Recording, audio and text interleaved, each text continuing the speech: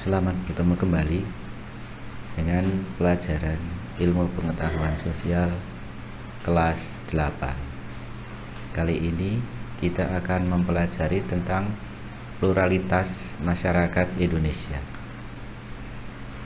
Nah, untuk materi kali ini daftar isinya antara lain 1. Tentang tujuan pembelajaran, pengertian dari pluralitas, macam-macam pluralitas yang ada di Indonesia.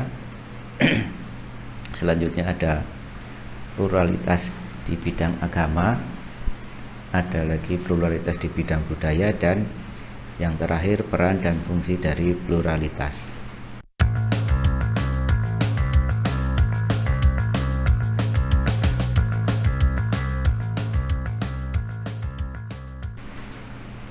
Nah, tujuan pembelajaran kita kali ini antara lain 1. Jadi nanti tujuannya setelah mempelajari uraian pada tema ini, diharapkan kalian bisa 1. Menjelaskan pengertian dari pluralitas. Yang kedua, kalian dapat menyebutkan macam-macam pluralitas yang ada di Indonesia. Yang ketiga, bisa menyebutkan macam-macam agama-agama yang ada di Indonesia. 4. Bisa menyebutkan macam-macam suku dan budaya di Indonesia.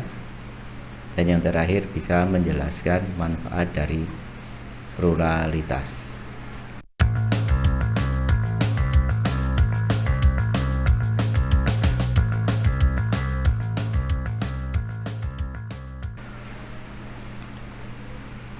Ya, pengertian dari pluralitas adalah plural berasal dari bahasa Inggris yang artinya jamak atau banyak, dan bisa juga diartikan bermacam-macam. Jadi pluralitas itu artinya adalah kemajemukan atau keberagaman atau kebermacam-macaman. Nah, sekarang kalau di Indonesia, kemajemukan dalam bidang apa saja? Nah, kita akan membahas 1. Kemajemukan dalam bidang agama. Yang kedua, kemajemukan dalam budaya. Yang ketiga, kemajemukan dalam suku, ras, dan bahasa.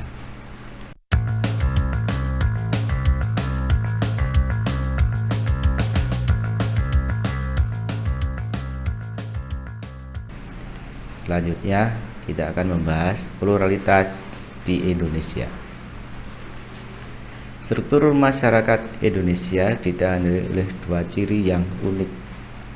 Yang nomor 1 adalah secara vertikal.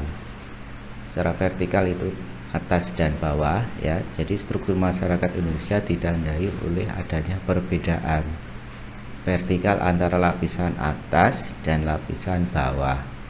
Nah, perbedaan ini biasanya cukup tajam antara yang kaya umpamanya dan yang miskin, atau kelompok yang mayoritas dengan kelompok yang minoritas. Terus yang kedua, secara horizontal, kemajemukan masyarakat Indonesia dapat dilihat dari adanya berbagai macam suku bangsa yang ada di Indonesia. Menurut Hildred Geertz, ada lebih dari 300 suku bangsa yang ada di Indonesia dengan bahasa dan identitas kulturnya masing-masing. Dan menurut Skinner, di Indonesia terdiri dari 35 suku bangsa dengan adat istiadat yang berbeda-beda. Sedangkan menurut penelitian Badan Pusat Statistik Nasional atau BPS, di tahun 2010 di Indonesia terdapat 1128 suku bangsa.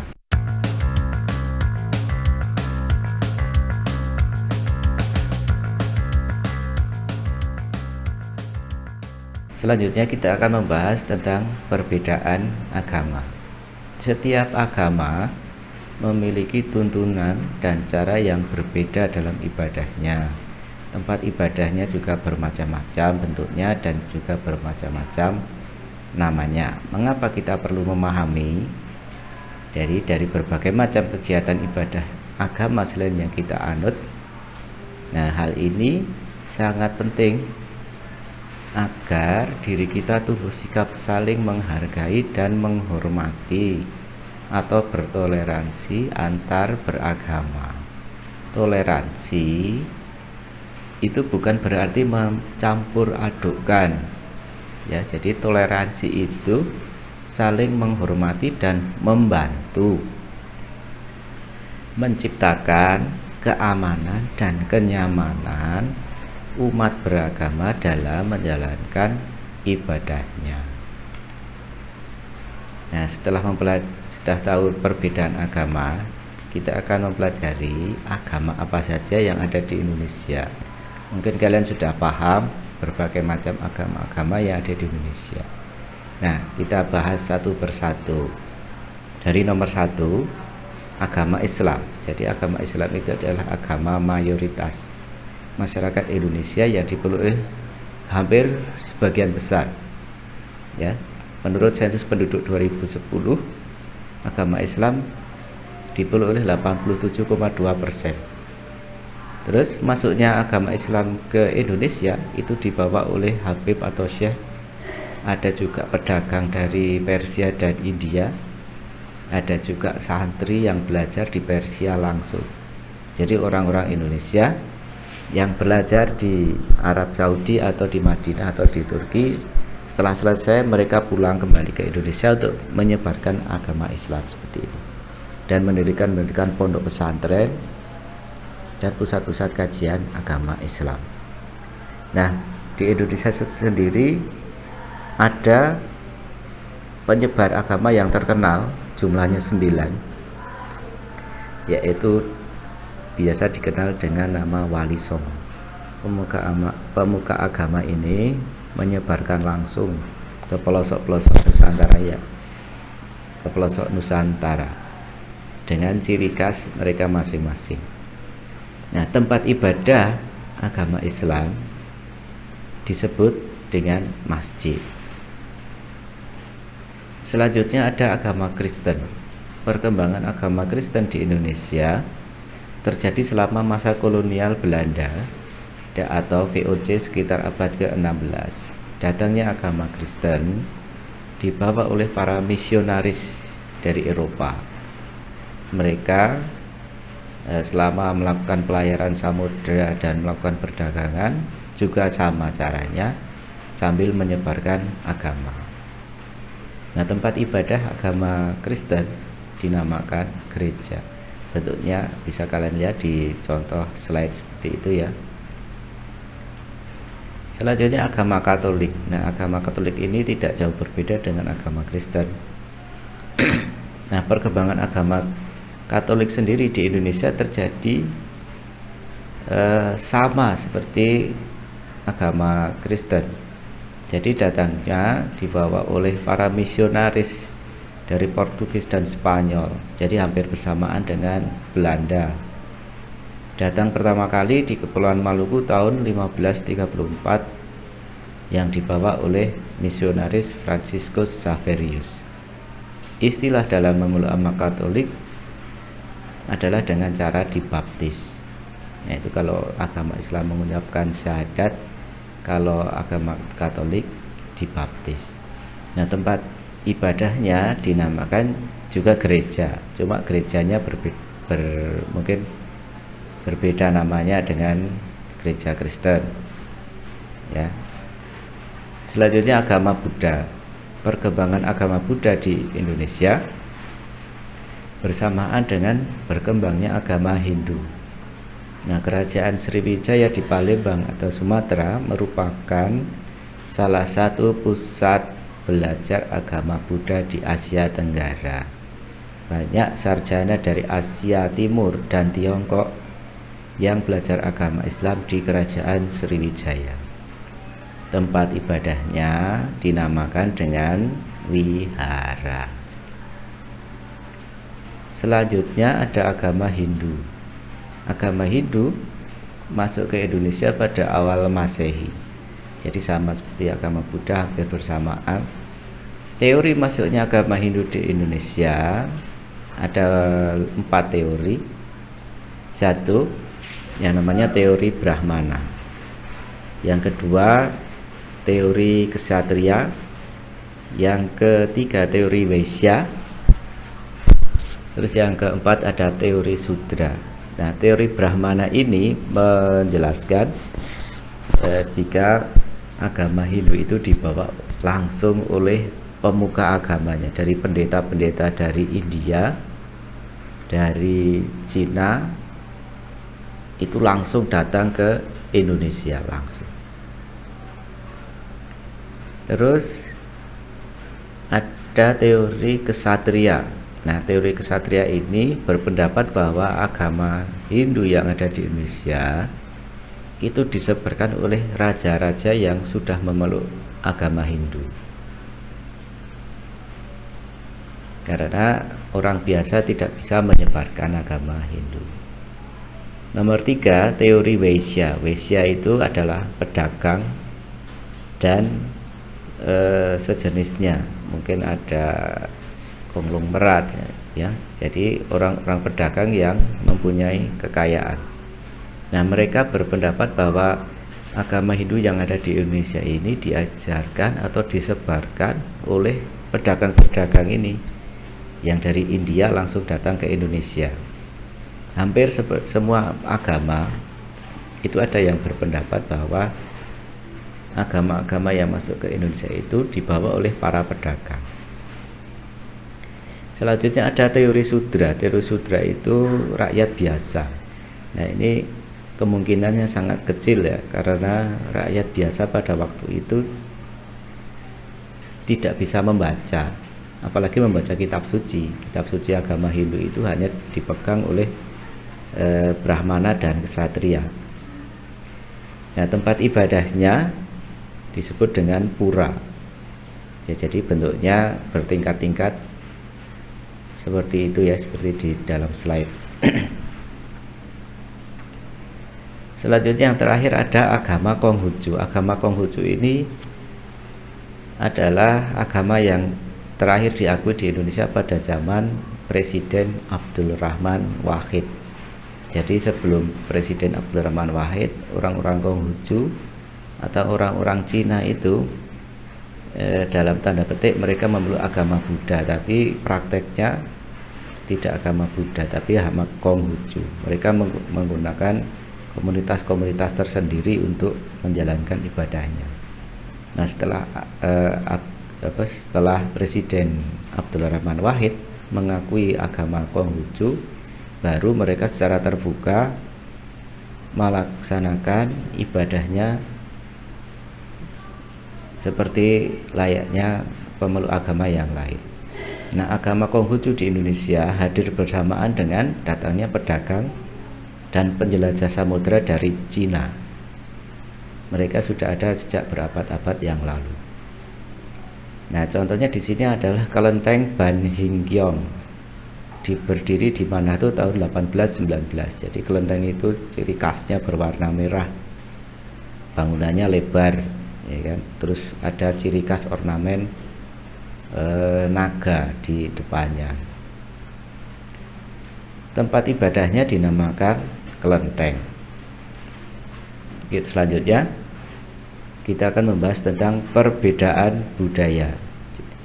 Menurut Profesor Kuncharaningrat menjelaskan bahwa kebudayaan berasal dari bahasa Sanskerta budaya yang merupakan bentuk jamak dari budi yang berarti budi atau kekal. Nah, budaya dalam bahasa Latin itu istilahnya colere atau coler yang berarti mengolah, mengerjakan yang berhubungan dengan hal pertanian. Kalau dalam bahasa Inggris budaya itu katanya dalam bahasa Inggris budaya disebut dengan culture kalau dalam bahasa Inggris. Nah, budaya sendiri bermakna segala daya upaya serta tindakan manusia untuk mengolah tanah dan mengubah alam. Perbedaan budaya menurut J.J. Honigman terdapat 3 wujud budaya. Nah, nomor satu adalah gagasan atau wujud ideal. Wujud ideal kebudayaan merupakan kebudayaan yang terbentuk dari kumpulan ide, gagasan, nilai, norma, peraturan dan sebagainya yang sifatnya abstrak atau tidak nyata dan tidak dapat disentuh. Yang kedua, aktivitas atau tindakan.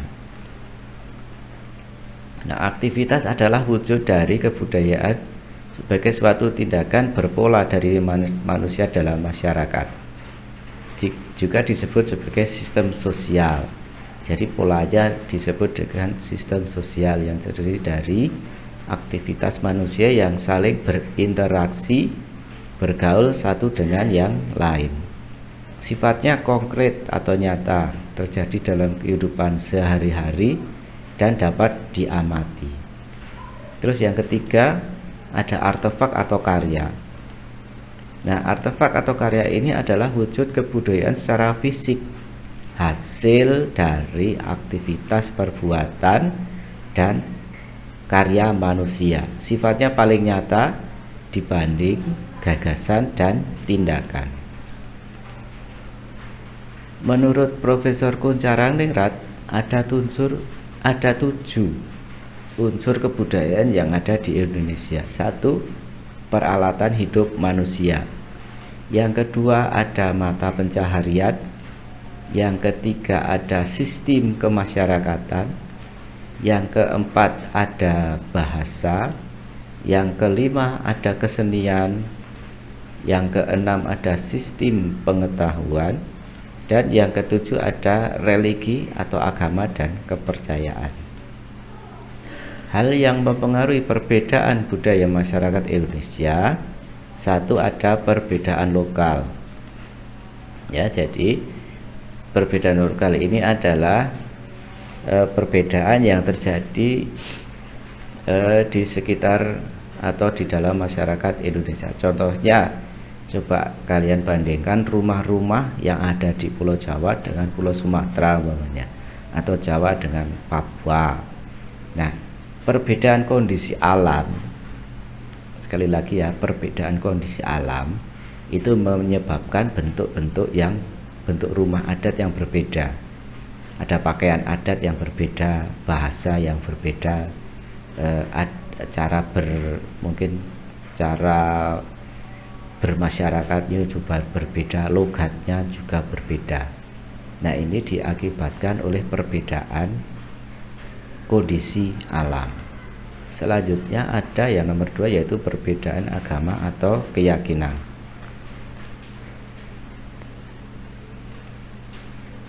Bangsa Indonesia memiliki lebih dari 300 kelompok etnis suku bangsa. Suku Jawa adalah suku dengan jumlah penduduk terbanyak dari jumlah total seluruh rakyat Indonesia.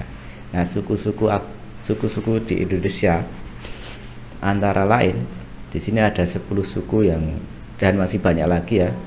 Ada Jawa, Sunda, Melayu, Dayak, Bugis, Madura, Bali, Sasak, Maluku, dan Papua. Nah, selanjutnya kita akan mempelajari tentang perbedaan ras. Perbedaan ras itu diartikan sebagai kelompok bahasa, warna kulit, atau kelompok-kelompok lain yang didasarkan oleh ciri-ciri fisik. Nah, menurut A.L. Kroeber, ahli antropolog Amerika, ras di dunia itu dibagi menjadi 5. Ada ras Australoid, ada ras Mongoloid, ada ras Kaukasoid, yang keempat ada ras Negroid, dan yang kelima ada ras khusus. Ras Australoid yaitu penduduk asli Australia atau suku aborigin.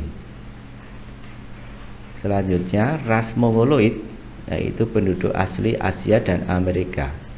Jadi dibagi menjadi Asiatik Mongoloid, ada di Asia Utara, Asia Timur, Asia Tengah, dan Asia Timur. Tadi Asia Utara ya, Asia Utara, Asia Timur, Asia Tengah.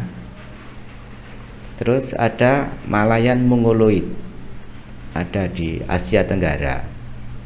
Indonesia, ada di Malaysia. Nah, sementara American Mongoloid adalah penduduk asli Amerika.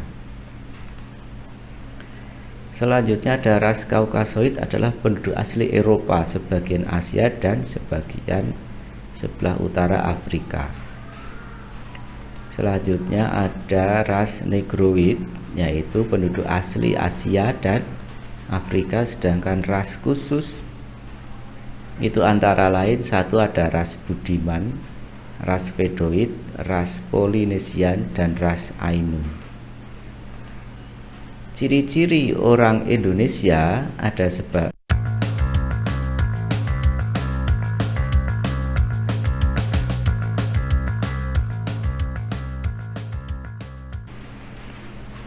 selanjutnya kita akan membahas tentang perbedaan budaya. Menurut Profesor Kuncharaningrat menjelaskan bahwa kebudayaan berasal dari bahasa Sanskerta budaya yang merupakan bentuk jamak dari budi, yang berarti budi atau kekal. Nah, budaya dalam bahasa Latin itu istilahnya colere atau coler, yang berarti mengolah, mengerjakan yang berhubungan dengan hal pertanian.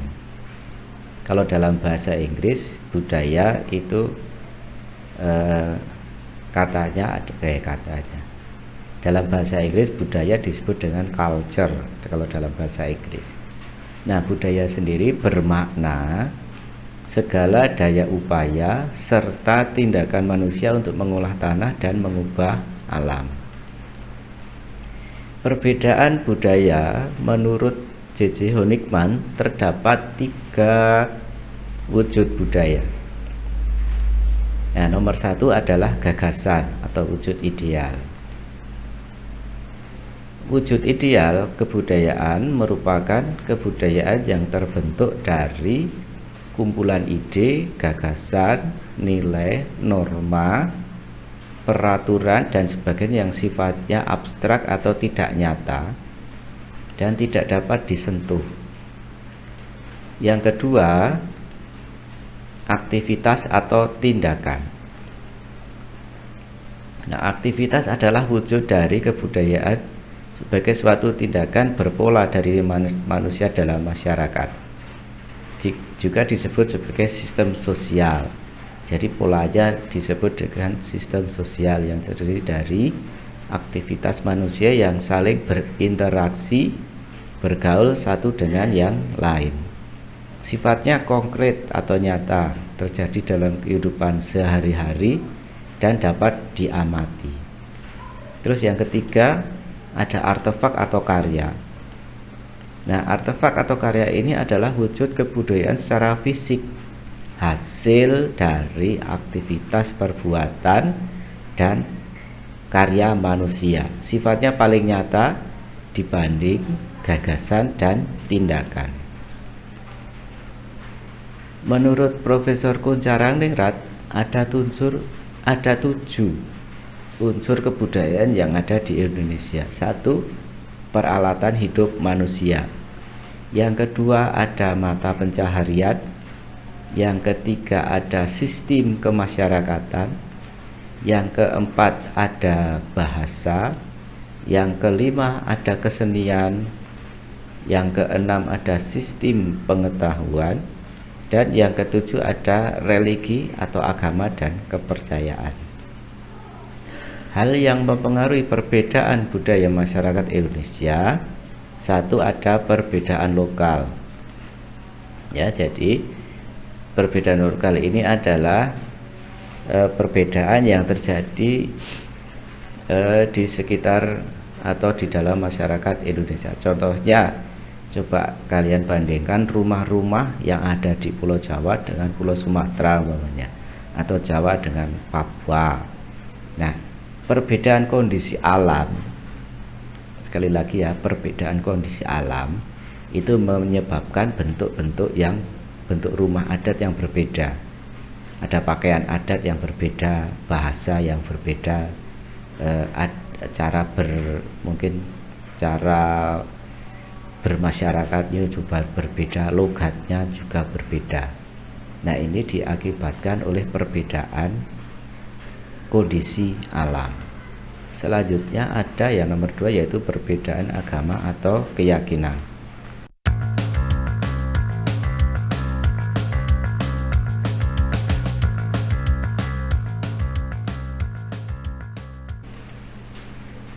Bangsa Indonesia memiliki lebih dari 300 kelompok etnis suku bangsa. Suku Jawa adalah suku dengan jumlah penduduk terbanyak dari jumlah total seluruh rakyat Indonesia.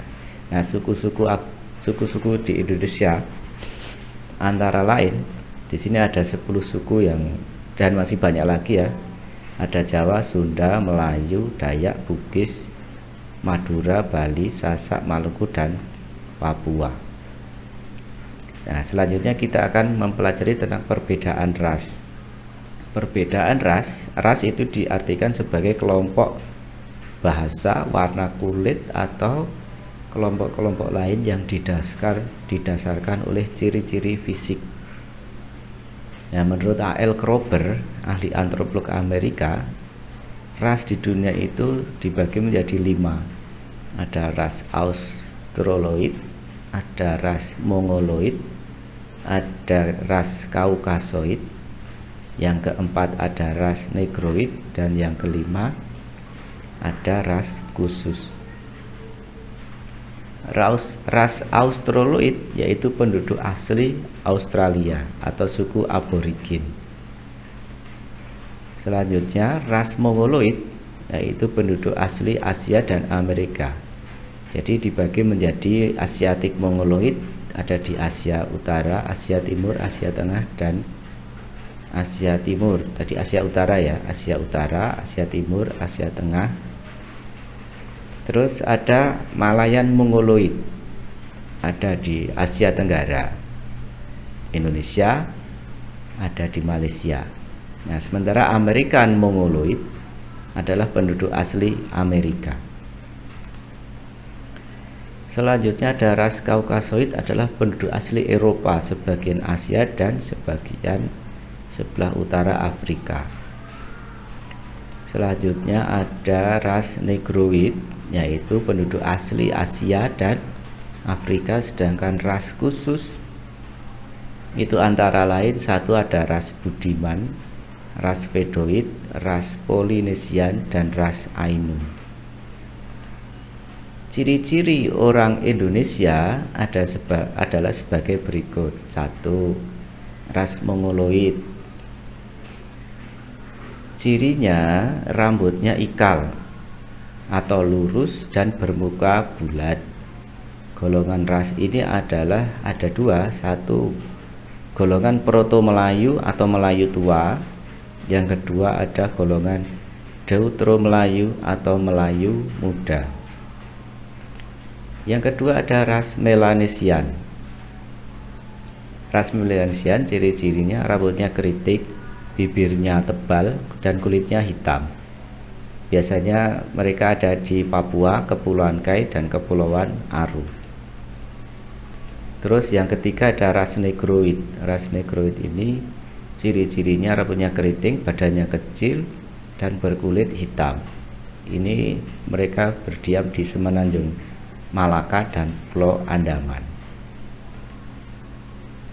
Selanjutnya ada ras Vedoid. Ras Vedoid ini ciri-cirinya kulitnya sawo matang dan rambutnya ikal. Nah, antara lain orang-orang yang ada di Siak atau Riau, orang Kubu yang ada di Jambi, orang Enggano yang ada di Bengkulu, Mentawai, orang Toala Tokea, dan orang Tomuna yang ada di Kepulauan Muna.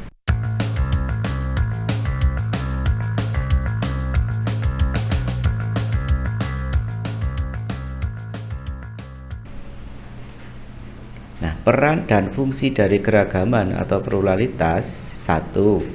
Sebagai daya tarik bangsa asing. Yang kedua, bisa juga sebagai pengembang dari kebudayaan nasional. Yang ketiga, perannya agar tertanamnya sikap toleransi. Yang keempat, saling melengkapi hasil kebudayaan, dan yang kelima mendorong inovasi kebudayaan. Nah, itu saja materi kita hari ini. Coba kalian ulang lagi videonya, diulang lagi dari awal, dipahami agar kalian bisa menarik kesimpulan dari materi kali ini.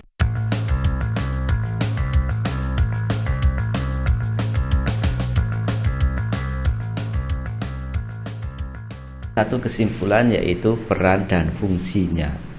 Jadi pluralitas itu sangat diperlukan. Jadi pluralitas itu kesimpulannya bukan mencampur adukkan berbagai macam agama. Kadang-kadang ada yang keliru menafsirkan plural itu agamanya dicampur adukkan.